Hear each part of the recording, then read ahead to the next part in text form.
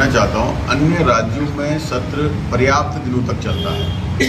हमारी जो विधानसभा संचालन नियमावली है, उस नियमावली में लिखा गया है कि विधानसभा का सत्र एक वर्ष में 60 दिन चलना चाहिए, लेकिन पिछले वर्ष हमारा विधानसभा का सत्र सिर्फ 12 दिन चला। तो कहाँ 60 दिन और कहाँ 12 दिन। एक दिन में विपक्ष को नियम 58 में 4 क्वेश्चन, 310 में 1 क्वेश्चन, 5 सवाल मिलते हैं। तो 12 दिन में एक दिन गवर्नर का भाषण होता है, 11 दिन का सत्र हम अगर माने तो 55 सवाल हम उठा पाए हैं। अगर सत्र पूरा चलता तो हम 300 सवाल उठा पाते। जनता के हर उस बात को हम विधानसभा के पटल के माध्यम से सरकार के सामने रख पाते जिसमें जनता त्रस्त है। लेकिन सरकार अपनी जिम्मेदारी से भागती है। सरकार जनता के मुद्दों को सुनकर उसका समाधान ही नहीं करना चाहती, इसलिए सत्र की अवधि लगातार कम कर रही है। जो 10% क्षैतिज आरक्षण है, पूरे उत्तराखंड की मांग थी।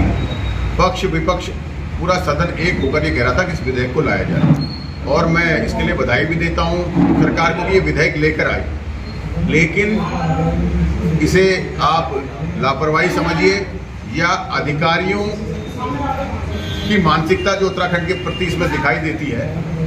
इस क्षैतिज आरक्षण में लोक सेवा आयोग के पदों को इससे बाहर कर रखा था, इसकी परिधि से बाहर कर रखा था, जिसका मैंने अध्ययन किया। और हमने विधानसभा के सत्र में इस बात को रखा तो पूरे हाउस ने, पक्ष विपक्ष ने एक बात कही कि इसमें संशोधन होना चाहिए। तो आदरणीय विधानसभा अध्यक्ष जी का मैं धन्यवाद करता हूँ कि उन्होंने तत्काल प्रभाव से प्रवर समिति को इसे भेजा, समिति का गठन कर दिया है और 15 दिन के अंदर इसमें सुधार कर विशेष सत्र बुलाकर इस विधेयक को पास करने की बात करी। हमने आपदा पे सरकार से बात करी, आप कब तक मुआवजा देंगे। पिछली आपदाओं का आपने मुआवजा नहीं दिया, सरकार संतोषजनक उत्तर नहीं दे पाई।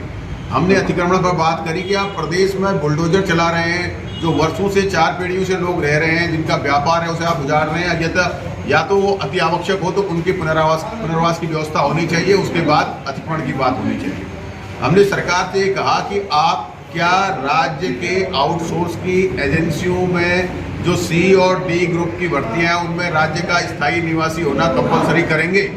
सरकार ने जवाब नहीं दिया।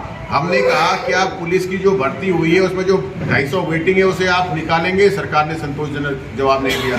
हमने सरकार से कहा कि कोविड में जो कर्मचारी जिन्हें गवर्नर ने जिनकी तारीफ अपने पहले अभिभाषण में करी थी, क्या आप जल्द से जल्द उनकी नियुक्ति देंगे। सरकार ने संतोषजनक जवाब नहीं दिया। हमने उनसे पूछा कि सरकार क्या जो हमारे बंदरों का पहली भर्ती कैंसिल हुई, दूसरी भर्ती जो हुई है उस भर्ती में सब पास कर चुके हैं, डॉक्यूमेंट वेरिफिकेशन हो चुका है, फिजिकल दे चुके हैं, आप उनको क्या नियुक्ति जल्द देंगे। हमने ये कहा कि जो लोक सेवा आयोग PCS के समान की परीक्षाओं को इंटरव्यू से कर रहा है, क्या आप उसमें परीक्षा कराएंगे। ऐसे तमाम मुद्दे, क्या सरकार जनता को 24 घंटे बिजली दे पाएगी। लेकिन सरकार ने कहीं भी संतोषजनक जवाब नहीं दिया, कहीं भी कोई ऐसा जवाब नहीं है। कानून व्यवस्था में हमने बात करी, क्या सरकार नशे के जो व्यापार बढ़ रहा है लगातार स्मैक का, उसमें सरकार कोई टोल फ्री नंबर बनाकर उसके लिए अलग से फोर्स का गठन करेगी। सरकार ने कोई संतोषजनक जवाब नहीं दिया। हमने सरकार से कहा कि भाई जो लचर व्यवस्था है, करप्शन जो बिल्कुल चरम पर है, क्या उस पर लगाम लगेगी। तो सरकार कोई संतोषजनक जवाब नहीं दे पाई।